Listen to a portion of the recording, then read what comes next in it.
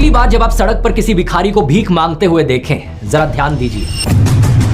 आंध्र प्रदेश में बच्चों को ये बेगिंग गैंग्स लगभग 300 रुपए पर डे रेंट पर लेते थे और 8-8 महीने के बच्चों को स्लीपिंग पिल्स दी जाती थी इन्हें सेडेटेड रखने के लिए, ताकि वो पूरे दिन शांत रहें। चेन्नई में एक बेगिंग रैकेट पकड़ा गया जहां पर महिलाओं को हिंदू सैफरन कपड़े पहनाकर मंदिरों के सामने भीख मांगने को कहा जाता था और फिर यही महिलाएं कॉस्ट्यूम स्विच करके मस्जिदों के सामने भीख मांगती थी मुस्लिम बुर्का पहनकर। ये एक highly organised sophisticated criminal network है जिसे हम बेगर माफिया कहते हैं। देश में 4 लाख से ज्यादा भिखारी हैं जिनमें से 21% 12वीं पास हैं। सेंसस में पाया गया कि 3000 से ज्यादा तो ऐसे भिखारी हैं जिनके पास एक डिप्लोमा या डिग्री है। एक भिखारी एक दिन में इतने पैसे कमा लेता है, आप भी जानकर हैरान रह जाएंगे।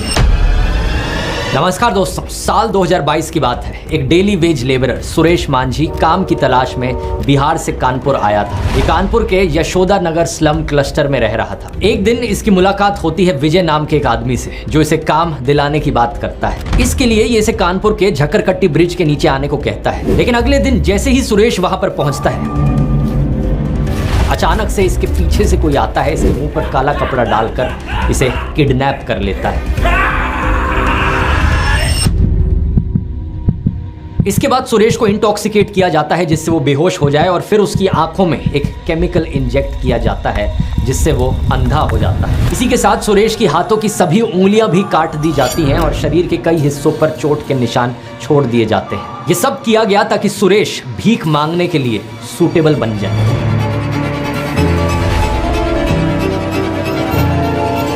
कुछ दिन बाद सुरेश को इस गैंग के द्वारा बेच दिया जाता है 70,000 रुपए में एक महिला को। बाद में उसे राज नाम का एक आदमी गोरखधाम एक्सप्रेस से दिल्ली लेकर आया। दिल्ली पहुंचकर उसे भीख मांगने के लिए एक जगह पर लाकर छोड़ दिया गया। ये लोग सुरेश और उसके जैसे बाकी भिखारियों को सिर्फ 2 रोटियां देते थे दिन की, ताकि वो पतले रहें और लोगों को इनको देखकर दया आए।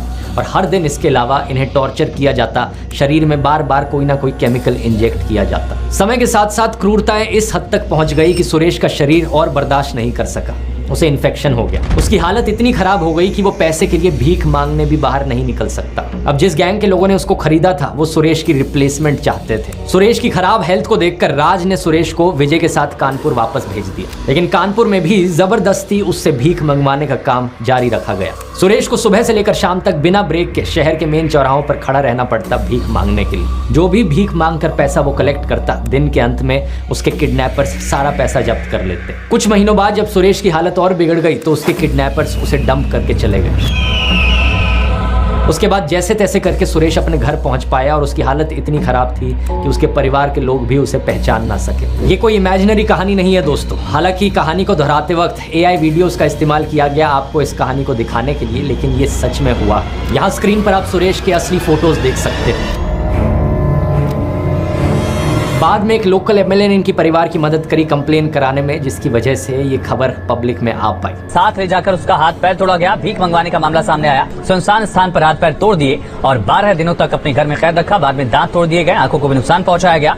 उसके बाद कानपुर में बस स्टैंड के पास बनी बस्ती में एक औरत के पास छोड़कर भाग गया, जहां पर जहरीले इंजेक्शन लगाए गए। लेकिन सुरेश का केस कोई आइसोलेटेड केस नहीं है दोस्तों। ये एक highly organised sophisticated criminal network है जिसे हम बेगर माफिया का नाम दे सकते हैं। भारत में ऑर्गेनाइज्ड बेगिंग एक 1.5 लाख करोड़ की इंडस्ट्री है जिसमें लाखों लोग, खासकर बच्चे और महिलाएं शामिल हैं। जब सड़क पर आप किसी भिखारी को पैसे देते हो, ये पैसे किसके पास जाते हैं? आखिर एक दिन में भिखारी कितना कमा लेते हैं? कैसे इतने बड़े पैमाने पर यह माफिया काम करता है और क्या यहाँ सॉल्यूशंस हैं? आइए समझते हैं इस पूरे मुद्दे को गहराई से आज के इस वीडियो में।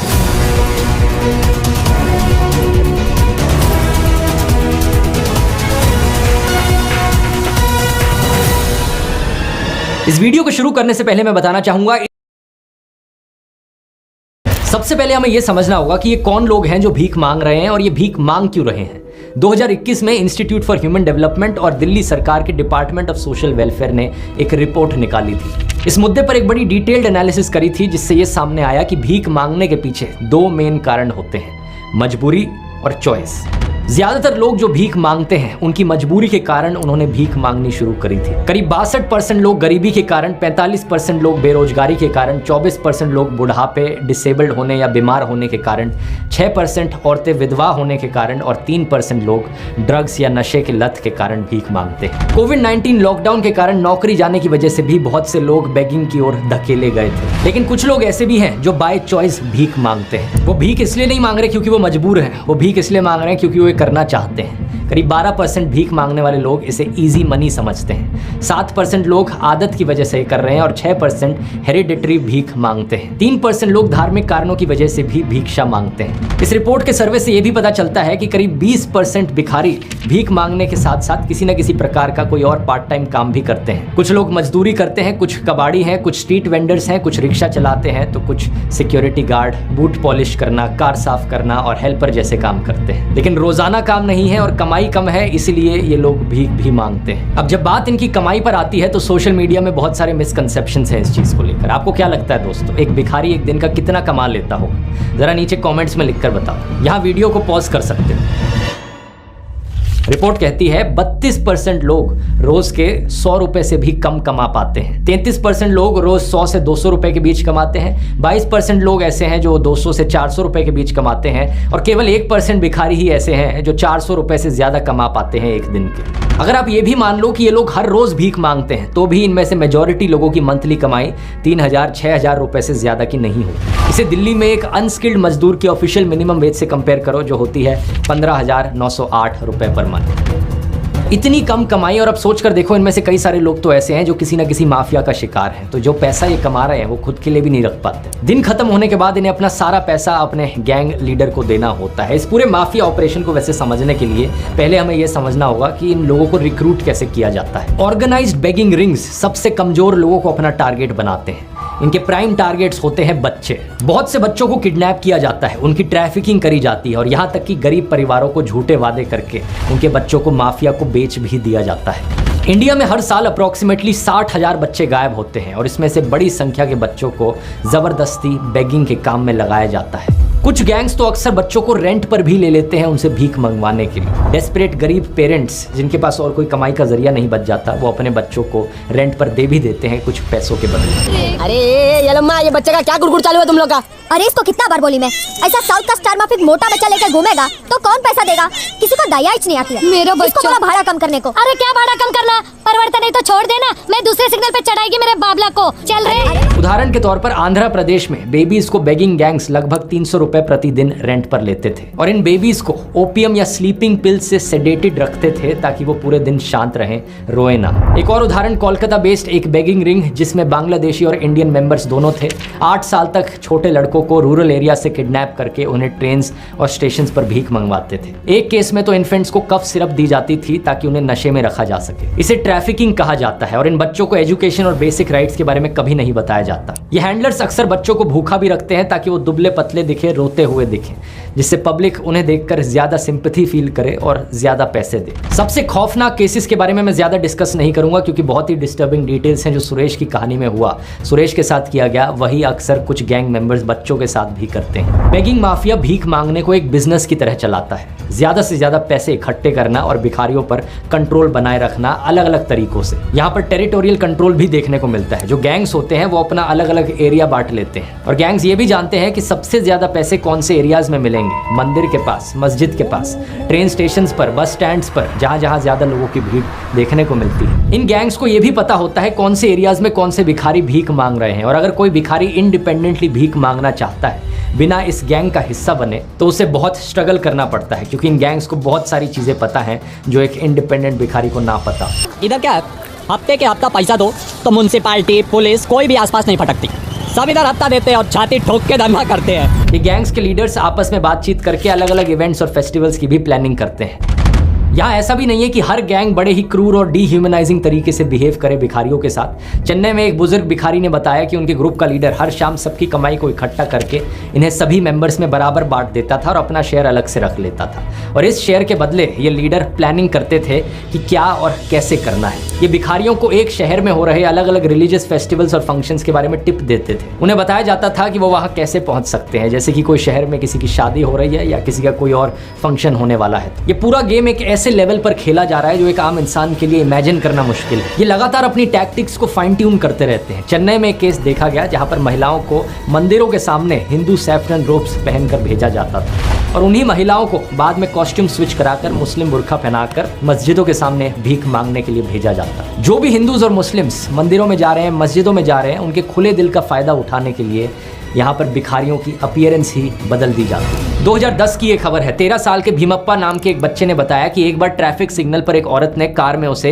एक 8 महीने की बच्ची के साथ बारिश में कांपते हुए देखा। बच्चों की ऐसी हालत देखकर उस औरत को दया आई और उसने 100 रुपए दे दिए। लेकिन इसके बाद क्या हुआ, बाकी जो भिखारी और इनके गैंग लीडर्स थे उन्हें पता लग गया कि ये भी एक टेक्निक हो सकती है इमोशनल मैनिपुलेशन की। जानबूझकर वो बच्चों को ठंड के समय बारिश में भीख मांगने के लिए भेजने लगे, और इस वजह से एक 2 साल की बच्ची पूजा की डेथ हो गई बारिश में भीगने के बाद ठंड लगने की वजह से। ड्रग्स की भी यहाँ पर एक बड़ी इन्वॉल्वमेंट देखने को मिलती है। 14 साल के जावेद की एक कहानी है जो दिल्ली के कनॉट प्लेस के पुराने हनुमान मंदिर के पास भीख मांगकर रोजाना लगभग 10 से 20 रुपए कमाता है। इसमें से ज्यादातर पैसे ये अपने सो कॉल्ड दोस्त को दे देता है जो उसे ड्रग्स सप्लाई करता है। ये गैंग लीडर्स बच्चों को ड्रग्स की लत भी लगा देते हैं जिससे वो कर्ज में जाने लगे। इसके बाद वो उन्हें ड्रग्स तभी देते हैं जब वो भीख मांगकर सारा पैसा लाने को तैयार हो जाए। ये एक और तरीका बन जाता है बच्चों को फंसाकर रखने का। कुछ केसेस में पेरेंट्स भी बच्चों को भीख मांगने पर फोकस करते हैं, मजबूर करते हैं, और जब वो पैसा नहीं लाते तो उन्हें मारते पीटते हैं। 2023 हैदराबाद 28 साल के अनिल पवार को पकड़ा गया जो भिखारियों को रिक्रूट करके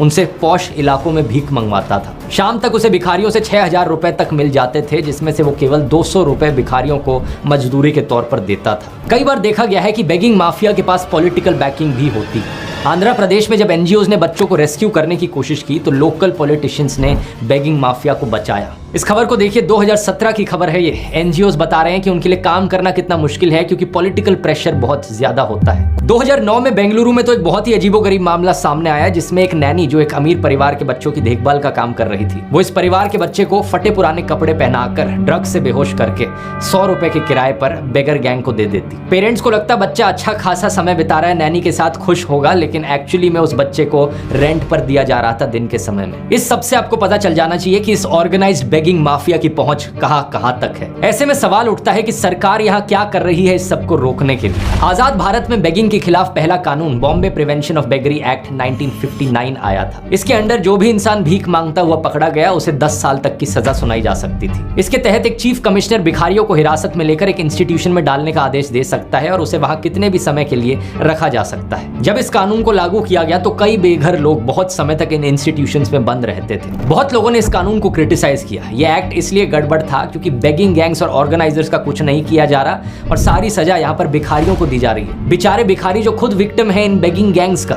इसलिए 2018 में दिल्ली हाई कोर्ट ने दिल्ली में इस एक्ट के कुछ सेक्शंस को अनकॉन्स्टिट्यूशनल बताया और बेगिंग को डीक्रिमिनलाइज करने को कहा। कोर्ट का कहना था कि लोग अपनी मर्जी से सड़कों पर भीख नहीं मांगते, बल्कि उनके लिए ये सर्वाइव करने का आखिरी रास्ता होता है। सरकार का काम सभी नागरिकों को बेसिक फैसिलिटीज देना है और भिखारियों की मौजूदगी दिखाती है कि वो ऐसा करने में नाकाम रही है। लेकिन महाराष्ट्र जैसे कई राज्यों में भीख मांगना आज के दिन भी अपराध है। 1959 में जो मुंबई ने एक कानून बनाया था, अलग अलग स्टेट्स ने अपने ऐसे मिलते जुलते कानून भी बना रखे हैं। सेंट्रल गवर्नमेंट ने आज तक डायरेक्टली बेगिंग के ऊपर कोई कानून नहीं बनाए हैं, लेकिन एक 2015 का juvenile justice care and protection of children act जरूर है, जिसके तहत बच्चे से भीख मंगवाना या उसकी मदद से भीख मंगवाना इलीगल है। बेगिंग पर बैन लगाने की बात 2021 में सुप्रीम कोर्ट में उठी थी, लेकिन कोर्ट ने ऐसा करने से मना कर दिया, ये कहकर कि ये एक सोशियो इकोनॉमिक इशू है। फिर से वही चीज कही जो दिल्ली हाई कोर्ट ने कही थी, कोई भी भीख मांगना नहीं चाहता, लेकिन गरीबी के कारण भीख मांगनी पड़ती है। लेकिन इसके बाद भी ज्यादातर केसेस में सरकार का फोकस इन गैंग्स के खिलाफ एक्शन लेने में नहीं रहा है, बल्कि इन विक्टिम्स के खिलाफ, इन भिखारियों के खिलाफ एक्शन लेने पर रहा है। कोई भी बड़ा इंटरनेशनल इवेंट होता है तो सरकार इस प्रॉब्लम को सॉल्व करने की बजाय छिपाने में लग जाती है। जैसे कि 2023 में जब G20 समिट हुई थी, दिल्ली में भिखारियों को पकड़कर टेम्पररी